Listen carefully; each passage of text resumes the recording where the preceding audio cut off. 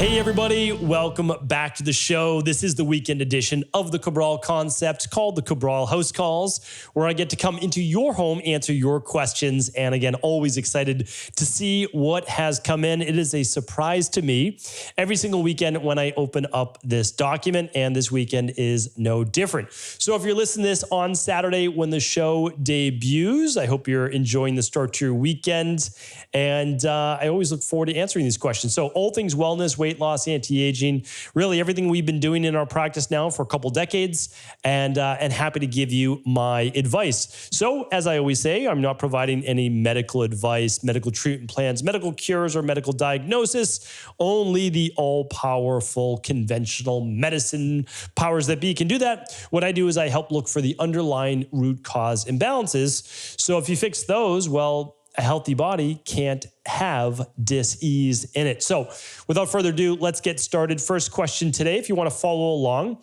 they are all at stephencabral.com/2521. All right, first question looks like it's from Beck. Beck says, hey, Stephen, I have a five-week-old little girl, and I was wondering if it's safe to use my Juve red light panel on her to reset her circadian rhythm and help her build her melatonin. If so, what time of the day would be best for how long? And if not, what age would it be safe for her to start using it? Great question. Happy to help with this. Keep in mind that little ones don't necessarily have the same circadian rhythm as even toddlers. And that is because typically at 5 weeks old, and again, keep in mind, there's about a 12 to 13 week delay from when I'm answering your question. That's just how many questions are ahead of you. It always just builds up, and we continue just to answer the questions as they come in. So you would not necessarily, so there'd be no reason, in my opinion, to use a red light for any child really younger than like 3 years old or so. And even then, like my kids don't use the red light. So here's the thing. You always ask yourself, there's so many great modalities. I'm a huge believer in red light. I use red light therapy inside of my sauna. I talk about that all the time. I'll be talking about it for sure this January, late January, February, when I debut a brand new program. And of course, I'll be sharing all of that on the Cabral concept. But here's the thing. So why are you doing red light? Well, you're trying to improve mitochondrial health. You're trying to improve all of your collagen production in your skin, and overall energy, metabolism, ATP production, et cetera. So usually kids just don't need that. Like that's not something they need. And to get the most benefit, you need to be within 12 inches of it. The closer, basically, the better to get those results. It obviously can be used for good hair growth as well. And you can't stare at it, right? So it's like all of these things would make it detrimental for the most part to use with kids. So I just don't necessarily think that you need it. And if you need to reset circadian rhythm, it's not like that can't be helpful for sure in the winter. It could certainly be helpful. If not, you're kind of going to gaze outside in the morning light and then the sunset at night, as well as, the basically moon, the darkness at night. And you're going to get rid of screens before bed. I have a podcast coming up on the 3-2-1 protocol, basically for helping kids and adults get to sleep faster. So I'll share that. But here's the thing. I always give the same advice I would give myself, my family, et cetera. And I just don't use it except for like teenagers and adults. That's basically it. All right. So Angela's up next. My mother is 83 years old and suffering from Parkinson's. She's on Levo, aspirin, calcium, vitamin D3, only 2,000 IUs. She weighs about 135 pounds. She believes she needs more vitamin D3. She's also on iron and modafinil. I believe the modafinil is to help with her daytime sleepiness. She struggles with drinking enough water and gets constipated, probably from the iron too, and frequently has UTIs as well. She fell for the second time and broke her hip again, so she is wheelchair bound, and movement is very minimal. All in all, she is a mess, and it's really hard to watch her decline this way. What would you suggest for someone that age and at that level of fragility? Yeah, it's a really good question. I've worked with many people in their 80s after falls, a lot of people with MS, et cetera. And It is. It's really challenging. And so the first thing is this: they have to want to, or at least be a willing participant. The second is you want to get them in physical therapy, PT, and you want to do that every single day if possible. I know that's not easy. If you have the ability to get it covered by insurance and someone can come to the home, then better, good. We want to be able to massage the muscles. We want to be able to get them moving as much as they can, because if not, the muscles atrophy faster. There's a lot more pain in the body. There's poor circulation. Then it leads to like skin rashes and all of it. Like it's not a good situation. So I totally understand. So physical therapy, again, I'm not giving you any treatment plans. That's what I would do. As for the vitamin D3, could it be more? I mean, I would lab test, that's what I would do. You could just do a straight vitamin D lab test if you didn't want to test anything else. You can find that at stevencabral.com/shop. Just click on the labs, click on view all labs, and you'll find the vitamin D test there. And then getting enough protein. That's really important when people start to get over the age of 65. It's more important before. It's essentially more important before 25 years old and more important after 65 years old than it is in those middle 40 years where you don't want to overdo it. It's funny because there's basically the anabolism of growing to an adult. Then there's adulthood, and then we start to become more catabolic. And so, we want to make sure we get enough protein in. So good quality sleep, good quality food, the whole de-stress protocol, right? If they can read the book, the Rain Barrel Effect, I think that would be great. And then start to work those systems. All right, Ryan's up next. Hello, Doc. Wanted to see if you could briefly explain the connection. And then again, so just one thing, sorry, it sometimes pops in my head. Angela, I would look into daily bone support. I would look into the daily foundational protocol. I would look into vitamin D3 for sure. Okay. Ryan's up next. Hello, Doc. I wanted to see if you could briefly explain the connection or potential of albumin binding to testosterone and lowering the free levels of test in the body. My albumin has chronically been about a 5 or 5.1. My total testosterone has always been high, but my free doesn't seem optimal. I'm 31 and I just looking to see what I can do naturally.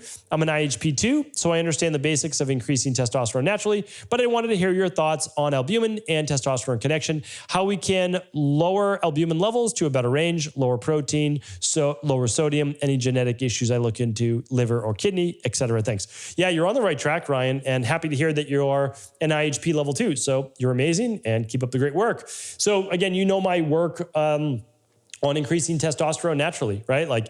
So what do we need to do? Okay, lower cortisol levels, increase zinc, vitamin C, vitamin D, balance blood sugar levels, 3, maybe 4 weight training workouts per week, get 8 hours of sleep per night, 90 minutes deep sleep, 2 hours of REM. I'll be teaching this again a lot more, like I said, in, excuse me, late January, early February, so definitely stay tuned for that. But let's talk specifically, and again, it goes so much more in depth. I have a whole podcast on low testosterone, so if you can't find that podcast, just ask at cabralsupportgroup.com, or you can always ask inside of the IHP Facebook groups. Okay, private Facebook groups. So let's get to albumin. Well, you probably know through your research that sex hormone binding globulin, SH binding globulin, sex hormone binding globulin, SHBG. There we go. That's the abbreviation. It's funny, thinking and talking at the same time is not always my strong suit, but that is the main. So basically, let's say a person has a lot of testosterone, lot of just total testosterone, and that's all their doctor runs. And oh, this person has good testosterone. That's why you have to run free testosterone, and ideally a saliva test, which is going to be free testosterone. That's the gold standard. Okay. So we've got total high testosterone, but low free testosterone. That means the testosterone is being bound up. It can be bound up by sex hormone binding globulin, or it can be bound up by albumin. Albumin would be a weaker binder than SHBG, but nevertheless, it still binds it up, which means that you can't use it, right? It's not free testosterone. It's not able to be used. Okay. So the nice thing is, we know the reasons for this. And yes, there could be liver issues. There could be kidney issues. I'm not saying that that's a possibility, but not always in healthy individuals. For the most part, there's elevated levels of stress. There's an infection, or there's elevated levels of inflammation. Now, as an IHP2, you have to say, you run the stress, mood, and metabolism test. You say, are there elevated levels of cortisol? Yes or no? and maybe you're good, okay. Now you look at what's your DHEA look like? And then we're also going to look at the minerals and metals test. We're like, what do your electrolyte levels look like? Okay, are they good? Good. Okay, now we're going to look at inflammation. Where's the inflammation coming from, right? Heavy metals, infection. So again, just kind of work the process and you're going to be able to figure it out. There's no doubt about it. Like you'll be able to figure this out. You're only 31 years old. You'll be able to bounce back. No problem at all. All right, Emily's up next. Hi, Dr. Cabral. I'm wondering if you could share your thoughts on sorbitol intolerance, how to test for it, and how to treat it. I've been diagnosed with IBS in the past, which was unhelpful diagnosis at best, and I've recently been wondering if I may snuggle with sorbitol intolerance as well, which I have not been tested for. My thinking about this stems from the intense gas, bloating, diarrhea, and abdominal discomfort I've been struggling with lately. These symptoms are not new for me. However, I've noticed they are more intense and frequent lately, and I'm wondering if this is connected to my increased sorbitol consumption over the past summer from stone fruits. Thank you for your work. I'm saving up now to take levels 1 and 2 of IHP. Okay. And I apologize if I'm kind of tripping over my words today. I've been speaking for many, many hours, but I never let that stop me from doing what I have to do, right? And doing what I want to do as well. And that's be able to answer these questions. So luckily my brain is still operating. Okay, here's what we want to do. Sorbitol, so it's Sorbitol. And whenever you see the "ol" at the end, think sugar alcohol, right? So that is very important. Why? Because sugar alcohol often causes bloating and gas in people that have bacterial overgrowth in the gut or Candida overgrowth. So for me, I don't know of a test that tests for sorbitol intolerance. However, the issue is, okay, you test that you're positive for sorbitol intolerance. What does it tell you? Really nothing, right? Like literally nothing. So what do? Stay away from those foods. Okay, you could do that, but I always look for the root cause, right? So let's look for the bacterial overgrowth. Let's look for the yeast overgrowth. There's the first lab that you could run that I would recommend is the Candida metabolic and vitamins test. And again, you can just find that at stephencabral.com/labs or /shop. It'll take you to the same place. And then the other lab that you could run, which is more in depth on just overall the bacteria, is the bacteria and parasite stool test. And again, that's at stephencabral.com/labs. That'll tell you for sure. That's really what you want to do. Like if you're struggling with IBS, IBD, bloating, gas, acid reflux, et cetera, or inflammation, like our friend Ryan was, you want to go figure out where the inflammation is coming from. So you want to actually look at the gut microbiome. So that's what I recommend. And then you'll be able to rebalance your gut, and then you won't have to worry about sorbitol or any of the alls, right? Like polyols, mannitol, et cetera, right? So you'll be able to be good with all of them. All right, hopefully that was helpful. Sarah's up next. Hi there, I love your podcast. Thank you for your work. Does fasting help clean up damage of chronic alcohol abuse on the body and brain? Thank you, Sarah. So again, I can't give you any medical advice, but I can say yes, meaning like yes. So by fasting, and by doing things like a functional medicine detox, you give your body the nutrients it needs in order to be able to get into deeper levels of autophagy while simultaneously allowing your liver to remove the harmful toxins that we all know exist in the environment. There's well over 100,000 now man-made chemicals in the environment. We come in contact with hundreds of those most likely per day. And so our job is just to be able to eliminate those. And when the body doesn't have new coming in, it's able to then work on the repair-based process. And so, yeah, I'm a huge advocate of it. I myself do a 6 a.m. to 8 a.m. Intermittent fast each day. And then I typically do a once a week longer one. And then each quarter, I do the functional medicine detox by Equilife. And you can find that at stephencabral.com/detox. Okay, so hopefully that was helpful. Let's see, how many questions have we answered? 1, 2, 3, 4, 5. Okay, we've got another question to go. I like to do 6 every Saturday and 6 every Sunday. So this one's from Lyndon. Lyndon says, hi there. I would love any help I can get for lowering Candida while living with mold. or living in mold. Unfortunately, I have no other option but to be in this environment for a few more months, but I'm dealing with pretty intense candida, and I know mold and mycotoxins can really fuel its growth.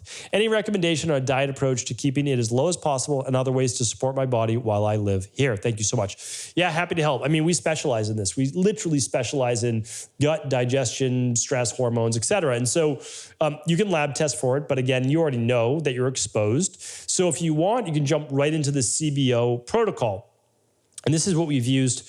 I mean, we have thousands of practitioners all over the world using it. We've used it with tens of thousands of people. It's unlike anything else out there. I mean, that's why a lot of practitioners, they use exactly this. And it's very simple to follow. So it's the nutrition, it's the supplementation, it's the removal, it's all of that. So you can find that at stephencabral.com/CBO. And it's going to help eradicate a lot of what you're dealing with. And then after that, you would actually complete the mold protocol once you're out of the mold-based environment. One thing that you may want to do in the meantime is if the mold is inside, keep the windows more open, get the fan circulating. If the mold is outside, well, then keep the windows closed. Either way, get yourself a good air filter. You can find the ones that I recommend that I literally use in my office, my living room, my bedroom, my daughter's bedroom, and you can find that at stephencabral.com/resources. That's where all of my resources live. All right.